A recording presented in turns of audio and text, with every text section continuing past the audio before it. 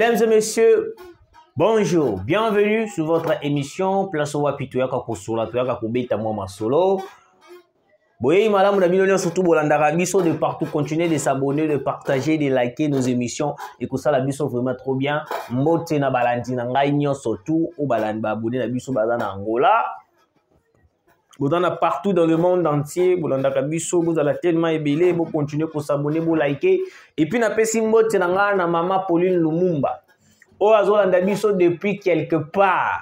Et puis, na balandinion surtout, il y a RDC Monde depuis, na bango nyon surtout, vous allez tellement ébélé, vous continuez à s'abonner, vous liker. Et tout ça, la biso, vraiment trop bien.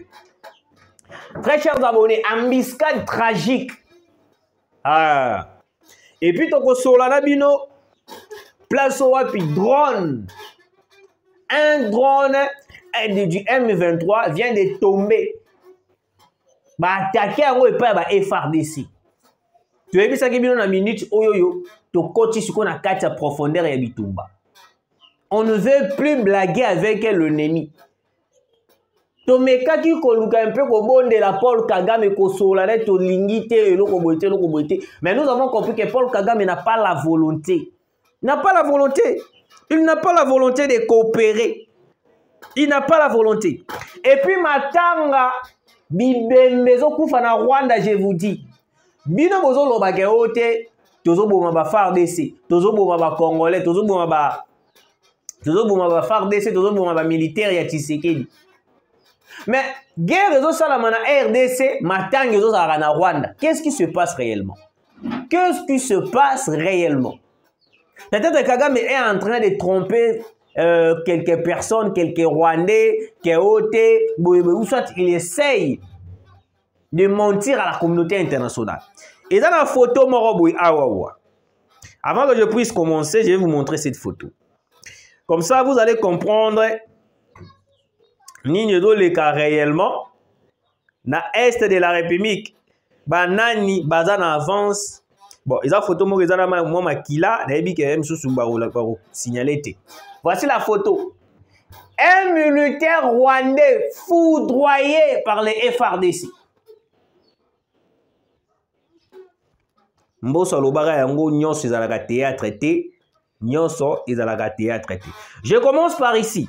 Dans l'est de la RDC, vu le RDF subit de pertes énormes en combattant aux côtés des rebelles M23, malgré les dénus du gouvernement rwandais quant à son implication directe, les preuves sur le terrain, la RDC est au Congo, mais les deuils et la guerre plutôt, excusez-moi, la guerre est au Congo, mais les deuils se trouvent à Kigali et dans les hôpitaux. Je vais essayer de parler ici. Malgré tout ça, on a un problème qui est que non. Ba mindu kinabiso ezo matate, ba mindu kinabiso ezana moi difficulté à komata pour na koyeba na ko déraciner l'ennemi qui est à l'est de la République démocratique du Congo. Mais je vous assure, Kagame est en train de perdre davantage. Hier, Nalandi actualité mort parce que hier on avait un problème du courant. On n'a pas pu travailler correctement parce que boyebi na kin na RDC moi problème za mo buke. Oh, total internet, total partout. Il paraît que déjà na Ouganda, na Rwanda, babani recrutement ya ba nouveau rebelle M23. Bazo ça ba formation militaire pour y rejoindre pour renforcer ba ndeko na bango bazali na est de la République démocratique du Congo. Parce que moi je me pose la question, alors que les gens ba Rwandais on a ba kokufa. Mais la population rwandaise va marcher. Il y a la dictature au Rwanda. Bien sûr, oui, on a compris. Mais vous devez aussi marcher. Parce que déjà nous déclarons la guerre contre le Rwanda. On ne va pas continuer à vous observer, à vous regarder. Alors que biso pe nangam na biso loko la batba ko kufa, to ko lingate to perdre bandeko na biso ba la rara violer. Alors que bino bozi bo vandi kimia.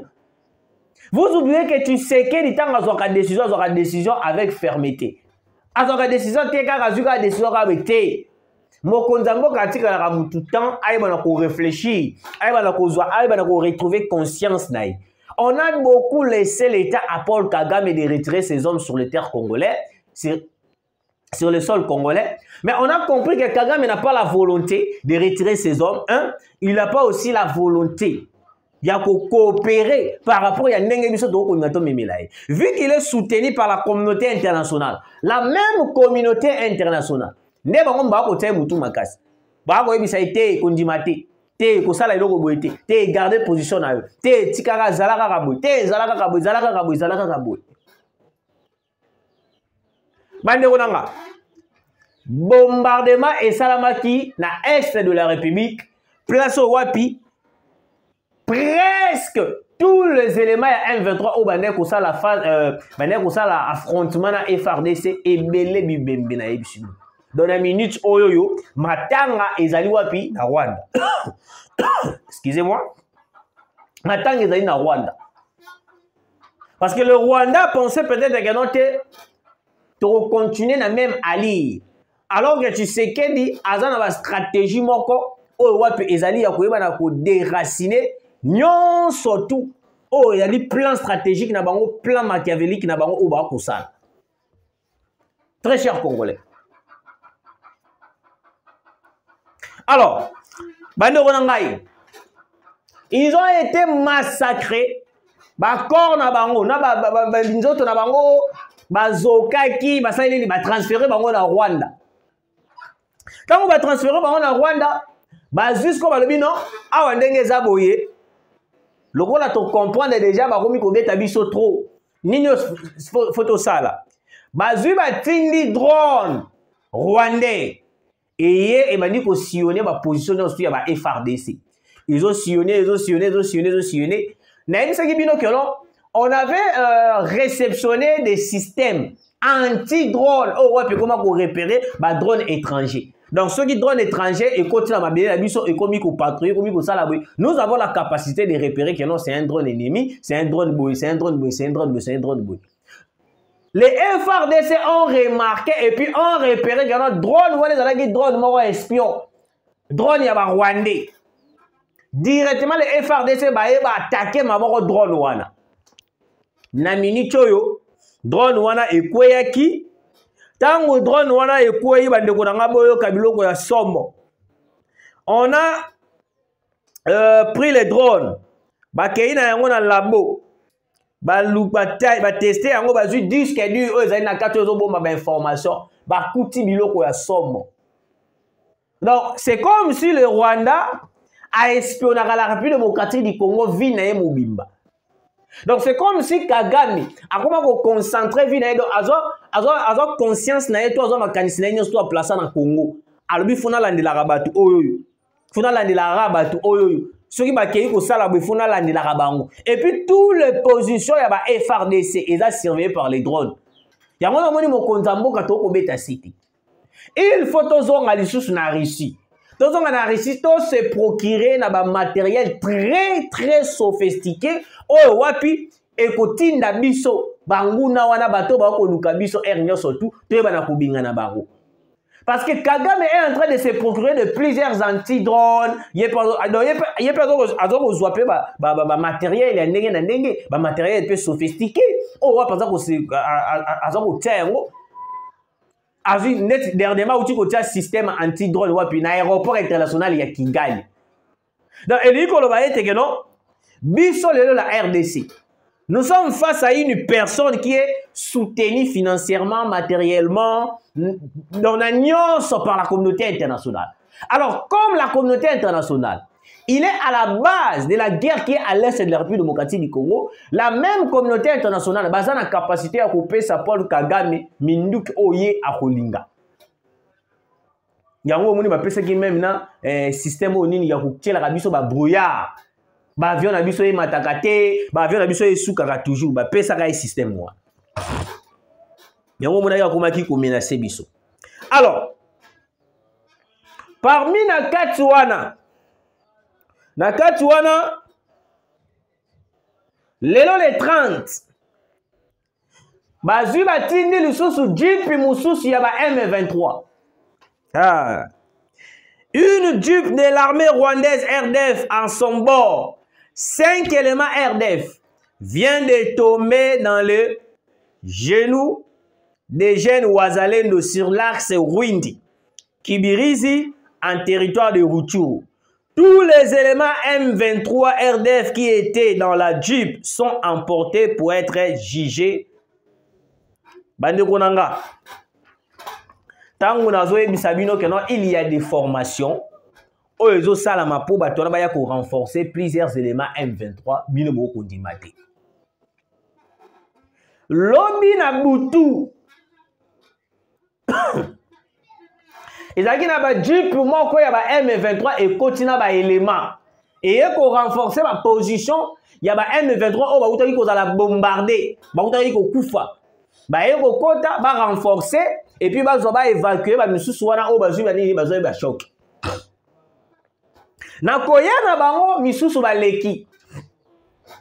Misusu na nzela o ba kei wana ba kutani na mbiscade moko avec le Wazalendo. Nous devons tout faire pour soutenir les Wazalendo. Parce qu'avec les Wazalendo, la RDC, nous aurons la capacité de déloger Munguna. Parce que ceux dans le de la FARDC, oui, armée congolaise, c'est bon. Mais le problème est que le FARDC, ordre, il y a gouvernement. Ceux qui le gouvernement le dit cesser les faits. Les FARDC vont respecter les cesser les faits. Ceux qui gouvernement le dit que n'engeza boye bo pe manano botika na guerre le tanto sous là bango ba botika. Mais et là to bossa n'engeza dit. Pendant que nous regardons le cesser les faits, nous observons le cesser les faits. Le M23 continue de piller, continue de massacrer, continue de violer, continue de récupérer nos territoires, nos localités. Pendant que nous sommes Luanda, M23 ils ont continué pour récupérer le territoire dans Biso. Avec les Wazalendo, ce n'est pas possible d'observer le cesser les faits. Wazalendo observera cesser les faits. Wazalendo ya atala cesser les faits. Wazalendo ya kindagati na suka. Parce que Wazalendo ya souci na ezalaka a récupérer kaka mabele na eux ils allaient occupés par les Rwandais. Malgré tout na Rwanda kuna batangisaka bango ke o mabele est de la République ezalaka bango. Une drone de l'armée rwandaise abattue par l'armée congolaise dans le village de Kakuvu, territoire de Walikale. Eloko yo epesinga motema pasi. Na vandi na lobite fonaya na lobela ba kongomani to solo la to beta masolo. Diplomatie. Le président de la RDC, Félix Tshisekedi, est entendu ce mercredi, le mercredi j'espère, en Ouganda pour un sommet de travail avec son homologue Yoweri Kaguta Museveni. Je l'ai toujours dit ici, Monsieur le Président de la République. Je me pose des questions. Comment est-ce que nous rompre toute coopération avec le Rwanda, avec la communauté internationale, mais on n'arrive pas à rompre toute coopération avec Yoweri Museveni, avec Ouganda. Dernièrement, Yoweri Museveni a eu la point de presse. À ça, le point de presse, na point de presse, à ça, à lobby que non, M23 va réclamer poste de président de la République. M23 va réclamer comme en assemblée nationalité. Mais M23 va réclamer kaka, bazonga na mabele na bango, et puis ba kota na kati armée, baza la kimia. Donc en vrai dire, Yoweri Museveni voulait dire par là que non, le M23 bazo luka, to dialoguer na bango, le M23 bazo luka, brassage, mixage au sein de l'armée, le M23 bazo luka, bazonga kovanda tout autour na ba Congolais nyonso. Chose impossible que tous les Congolais, pas Tshisekedi, mais tous les Congolais refusent. Comment est-ce que vous proposez biso bateau tozana bango race mon côté? Parce que les Rwandais ce sont les Rwandais, les Congolais sont des Congolais. Mais comment est-ce que vous avez obligé biso que ote tovanda na ba Rwandais? Alors que c'est le même Rwandais qui nous ont trahis, le même Rwandais qui nous ont amené des poisons, le même Rwandais qui ont tout fait pour assassiner Mouzé Laurent Désiré Kabila. Et puis le même Rwandais aujourd'hui, vous nous proposez que notre tous sont en Anaba. Et puis mon Konzamboka, moi je me demande, je me pose la question. Ceux qui sont est obligatoire, moi je dis que non, mon Konzamboka délégué Moutou. Délégué Moutou. Parce que au Kenya na sommet na Ouganda alors que oyebi très bien que non, le pays est menacé. Le pays est menacé dans l'India Koussaranate. La RDC est menacée, mais le président de la République a déplacé à quel sur un pays au bateau du Kaba Mabiso. Mais c'est quoi ça encore? Il y a un moment dans le bagage, entourage à Mokonzamboka, ils ont bien été. Entourage à Mokonzamboka, ils ont simbaté. Bateau Barobomisa Tshisekedi des alliés entourage à Mokonzamboka. Parce que ces gens-là, ceux qui ont un complot pour assassiner le président de la République, ils ont un complot pour boumer le président de la République, ils le feront calmement parce que ils ont un entourage à Mokonzamboka. Ils ont Mokonzamboka. Totigara, le président de la République, a Kei Naï. Alors, ils ont sommet Moko Salama na Ouganda. Na kati ya sommet wana, la RDC, à travers le président de la République, a invité. Place au Wapi, nous avons dirigé sommet wana Yoweri Museveni. Et vous allez Wapi na Ouganda. Bazo c'est na Mokonzamboka na aéroport international, il y a Entebbe. Laisse-moi vérifier un peu. Prévu à l'aéroport international d'Entebbe. Moi, je veux dire ceci, monsieur le président de la République, avant que Toko Tanamuzi, Toko Nana, si sa émission. Vous voyez Yoweri Museveni. Non, mais quand font la moi historique, qu'est Yoweri Museveni? Yoweri Museveni a hébergé Paul Kagame plusieurs années. Donc, plusieurs stratégies à Yoweri Museveni, ils n'auront pas Paul Kagame. Avant, ils ont bombardé l'avion à Biarimana en 1994, à moins que je me trompe. En 1994. Ce qui n'a pas été en 1994. Babandaka na bajar ya babiloko ya boy. Yakato sur la place boy. Sommet moreza place boy. Yakato sur la place boy. Proche ya Abiyarimana, c'était Yoweri Museveni. Mais dans le dernier voyage, on a fait la coup na bango tragique contre Abiyarimana. Museveni a participé à Kendate. Abiote Abiyarimana yo ki na yo nanu. Ngai nzoto sali bien. C'est le même stratégie baromi comme Tshisekedi. Les Occidentaux sont de malins. Je l'ai dit et puis je le répète, les Occidentaux sont de malins. Bazoya na bilongi lokola ndeti ke ote to luka ba solution to salaboye to salaboye to salaboye et puis à la fin des comptes on risque de perdre le président de la République. Mokonzamboka kokende sommet oyo batie na Uganda te. Et dans le piège bien préparé contre votre personne. Ce qui coûte na séance à huis clos na France. Au boyi yango au kotito ozongi et bon ce na Uganda kaka pembeni awa et là on y kozanga o tindi muto ki ko représenter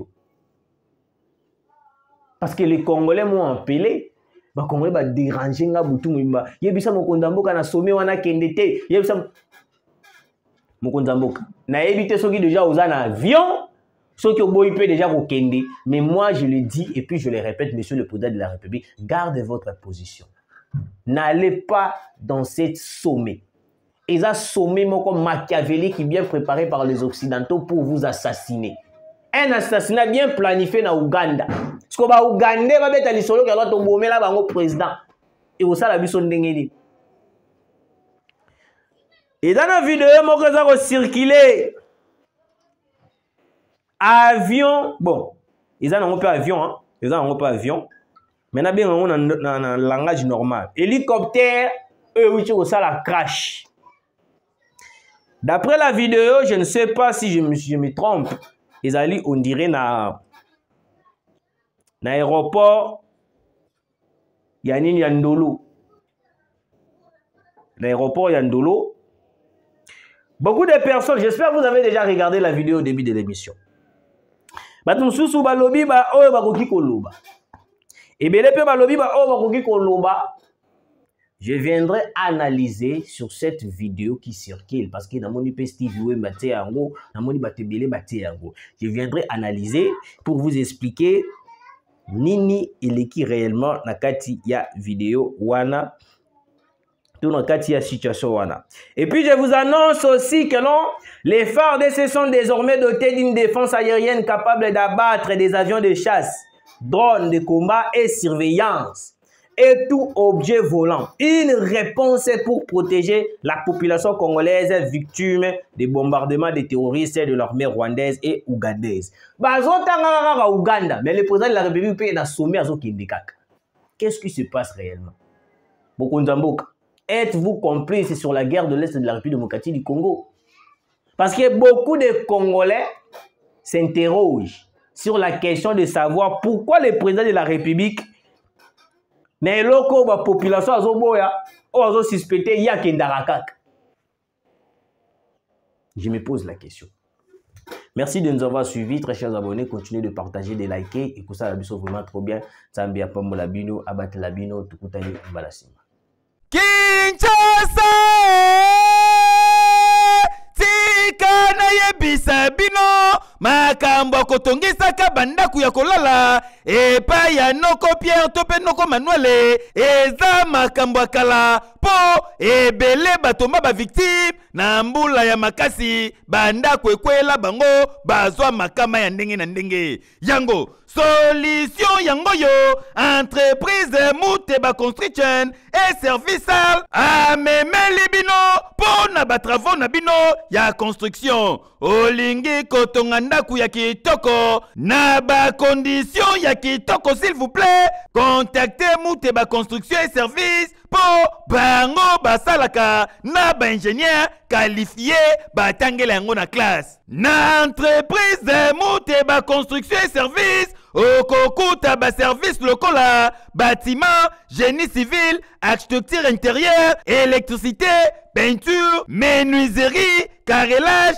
plomberie climatisation pe basalaka immobilier fabrication bloc forage d'eau construction métallique et en aluminium bomi tungisa lisusu te bazali kobeta yango dada boyoka ye moko mais c'est Filemon Muteba ndenge ya communiquer na Muteba service tozana ba service lokola construction à bâtiment tozana construction à route tozana forage d'eau tozana fabrication à bloc tozana décoration intérieure donc entre décoration intérieure na ina loba tozana plâtre tozana peinture tozana électricité donc nyonso etali bâtiment tosalaka yango na Muteba service autopesi yango ba chance ebele yoko banga te numéro zaka nango facile numéro pe moko wana et puis eza société ya mwana mboka alongoli chômage ebele plus de 500 travailleurs